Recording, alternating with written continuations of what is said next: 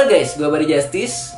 Apa kabar kalian semuanya? Mudah-mudahan kita selalu diberikan kesehatan dan dilindungi dari hal-hal yang membahayakan kita, yang mengintai kita setiap hari. Di video kali ini, gue akan membahas sebuah kasus yang baru saja terjadi di bulan Mei kemarin, yang menimpa adik kita yang bernama Aisyah. Aisyah ini harus meninggal di tangan orang tuanya sendiri karena dianggap anak dari sosok genderuwo. Seperti apa kasusnya dan bagaimana ceritanya? Terus saksikan kisah mistis Bari Justice.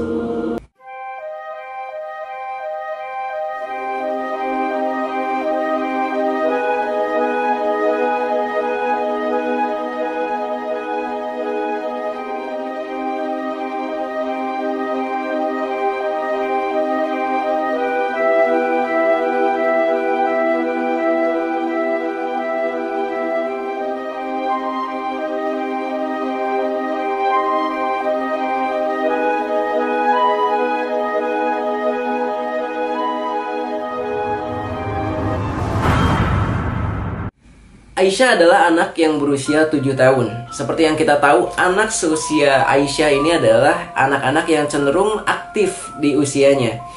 Katakanlah nakal, tapi mungkin dalam batas wajar. Namun hal kenakalan yang dilakukan Aisyah ini dianggap tabu oleh orang tuanya. Akhirnya karena jengkel dengan kenakalan Aisyah, orang tuanya itu meminta bantuan ke dukun setempat yang memang kebetulan dukunnya itu adalah tetangganya, agar menyembuhkan Aisyah. Setelah berkonsultasi dengan dukun, biasa kan ngobrol kayak gitu, akhirnya si dukun bilang kayak, oh anaknya ini tuh dirasukin sama genderuwo katanya, dan harus dirawat oleh si dukun itu. Setelah mendengar hal tersebut, orang tuanya pun menyetujui dengan catatan asal si Aisyah ini sembuh dari kenakalannya ya. Mungkin ini agak sedikit aneh untuk kalian, tapi mungkin di daerah sana hal-hal seperti ini masih melekat kuat dan masih dipercayain. Akhirnya setelah orang tuanya menyetujui dan sudah ditentukan tanggal untuk ritualnya, mereka pun melakukan ritual untuk katakanlah meruqyah si Aisyah agar dia sembuh dari kenakalannya. Selama ritual, Aisyah ini dipaksa untuk memakan bunga mahoni dan juga cabai-cabean mentah. Dukun itu beranggapan jika saja ketika memakan buah mahoni dan cabai itu Aisyah tidak merasa kepahitan, maka Aisyah itu betul bahwa dia itu anak dari sosok genderuwo. Tapi kalau misalnya selama ritual itu Aisyah merasa kepahitan, artinya Aisyah itu makhluk seperti kita semuanya, normal gitu.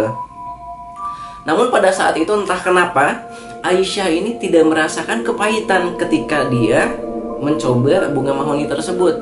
Dan dari situlah keluarganya, dukunnya menganggap bahwa Aisyah itu bukan dari golongan manusia atau Aisyah itu dirasuki oleh sosok genderuwo tadi. Selain itu, Aisyah juga selalu dimandikan kembang setiap malamnya, dan belum cukup sampai di situ saja.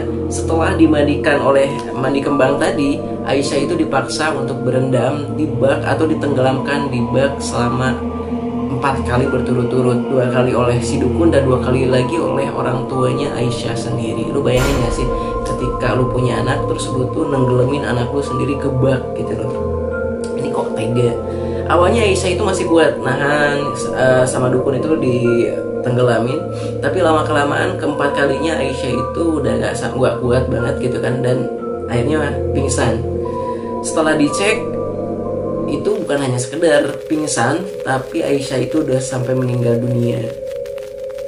Setelah kejadian tersebut, si dukun itu tuh kayak bilang kayak, oh yaudah gak usah khawatir, nanti si Aisyah itu bakal dikembalikan hidup kembali. Akhirnya si dukun itu meminta agar orang tua Aisyah itu memandikan Aisyah, membersihkannya dan menyimpannya di atas kasur, serta menutup si tubuh Aisyah itu dengan kain gitu aja gitu kan.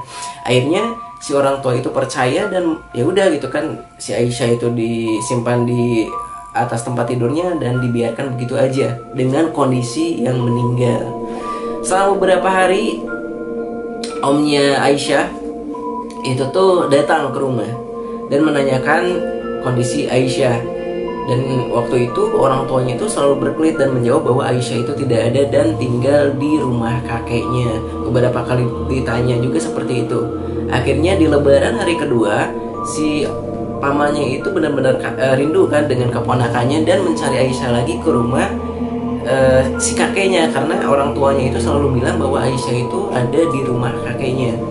Setelah datang ke rumah kakeknya, justru si kakeknya itu nggak tahu bahwa si Aisyah itu ada di sana gitu kan, karena memang nggak pernah ada di sana kata si kakeknya itu. Akhirnya mereka mulai curiga sama orang tuanya Aisyah, dan si kakek pun mengajak si pamannya ini untuk datang ke rumahnya orang tuanya si Aisyah. Setelah datang di sana, akhirnya karena si kakek itu memaksa, akhirnya ditunjukkanlah ke kamarnya Aisyah. Dan betapa kagetnya si kakek ketika mengetahui anak atau cucu kesayangannya itu sudah terbujur kaku, tinggal kulit doang dan tulang, yang kondisinya udah meninggal dunia. Setelah melihat hal tersebut, si kakek itu bergegas untuk menemui Kades di sana dan memanggil para pemuda yang ada di sana. Akhirnya Kades pun datang ke rumahnya dan melihat memang kondisi Aisyah sudah meninggal dunia. Setelah itu mereka melaporkan kejadian ini ke polisi setempat. Ini adalah kasus yang menurut gue di zaman sekarang kok masih ada orang yang masih percaya dengan ritual yang tidak, istilahnya aneh gitu.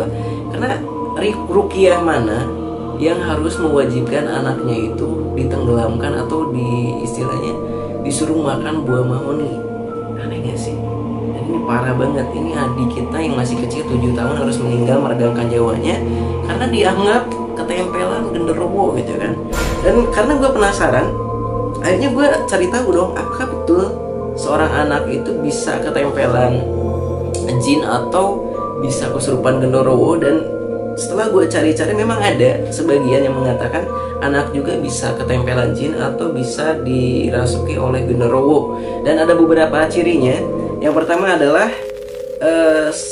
seringnya kesurupan, susah dinasehati ketika melakukan kesalahan, dan suka berkata kotor, dan susah diajak untuk beribadah, dan banyak lagi. Memang ada ciri-cirinya, tapi memang ketika gue baca-baca di sini, ruqyah yang dilakukan itu adalah ruqyah yang seperti biasa, baca doa doang gitu loh. Tidak sampai harus ditenggelamkan di sebuah bak. Itu kayak gak normal banget gak sih? Sampai harus ditenggelamkan kayak gitu. Dan setelah gue cari-cari lagi, apa sih yang harus kita lakukan ketika anak kita itu nakal?